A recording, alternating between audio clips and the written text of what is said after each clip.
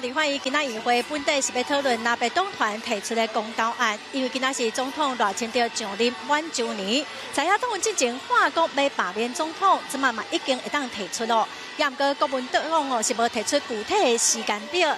总统赖清德是表示讲，会来向在野党的主席来进行重要国安情势简报，望讲朝野政党的领袖会当审议来交换意见。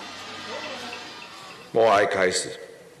所有人头咧咧、目睭刻刻，表达爱意。朝野立委开议进前，成为三级的车祸死伤者致哀。立法院二早要处理反戒严、中考协3，阁有国内移转投票法3个公投案，也阁有立法院延会案。不过，赖总统就任满1年，国民党进前发出要罢免赖清德，当时启动也受到关注。我们今天主要还是在处理有关于延会案跟公投案，那这个是在上个星期2的程序委员会就已经确定的议程。根据总统、副总统选举罢免法第70条规定，就任满1年，就当提出罢免。不过需要全体立委1/4提议，2/3同意，才会当成立。除了南北，至少要有16名的民进党立委同意才会使。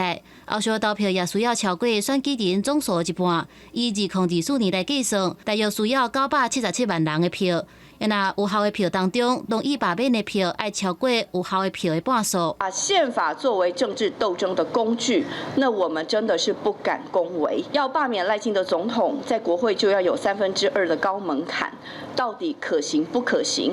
朱立伦的这个倡议是国民党上上下下一致的决议吗？针对在野发声讲要发动罢免，赖总统本人表示尊重。不过，伫5/20天，也提出要支持国安团队规划向在野党主席进行重要国安情势简报，希望各党拢会当以国家利益为优先。他所提出来要坦率真诚交换意见，共商国事，到就职1周年才抛出，其实已经拖延了许久。民众党的主席黄国昌回应讲，国家绝对不是任何一个政党的专利，表示在无意识立场的情形之下，愿意保留时间，听候安排。公视新闻采访报道。